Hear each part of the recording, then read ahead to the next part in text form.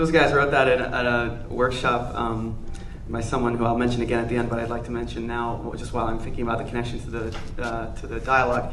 Tammy Ryan, who's our artist in residence at the Young Writers Institute, she's the one who makes the play parts even possible, because all I know how to do is tell them to yell into the microphone, but Tammy can tell them how to move and do certain things, and she also did a wonderful workshop for us on dialogue where Danny and Kate wrote that piece, so we owe a lot and are very thankful to Tammy, who I also just really like. She's awesome.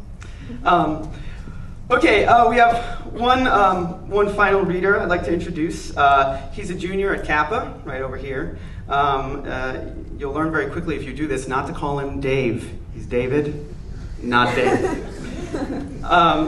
He is, as you could see from the Poker Face performance, and as you'll see now, he's so funny, but he also has an amazing ability to inhabit a voice. And that's because of his profound imagination and actually his real sense of compassion to be able to like get inside this character that's like part himself and part something else. And so he's a really innovative guy. I think he's going to read two pieces for you, and his name is David Foster.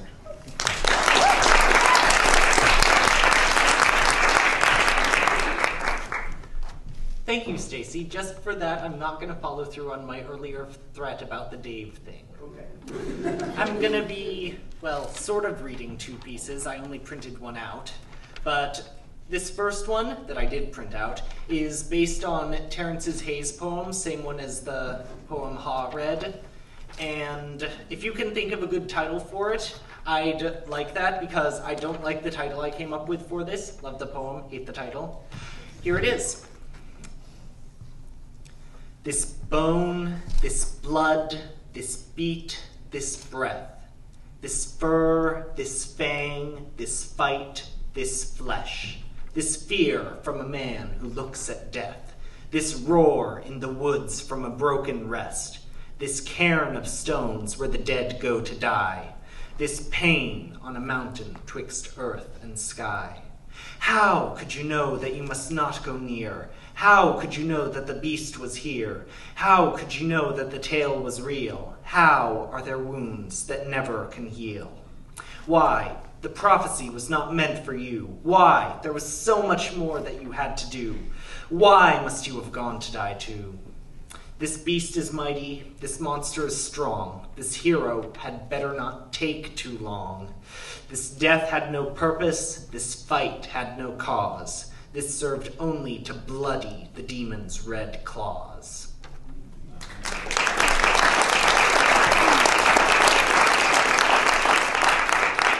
And then this other piece is a dramatic monologue about apologizing too much and forgetfulness, which is ironic since I forgot to print out the script. So here it is. I'm gonna randomly give it the working title. Sorry, what was I saying again? Sorry, I forgot what I was going to talk about up here. No cue card. Sorry. I can tell a joke to kill time until the next act. Okay, here's how it goes, I guess. A man was walking down the street and... No, sorry, it was a woman. A woman was walking down the street and... No, sorry, it was three women. A blonde, a brunette, and a redhead. And okay, I'm sorry if this offends anyone. It's the joke. It's supposed to play to stereotypes, etc., etc. It's not my point of view. Okay, so, three women, blonde, brunette, and redhead, were walking down the street. No, they walked into a bar. Sorry.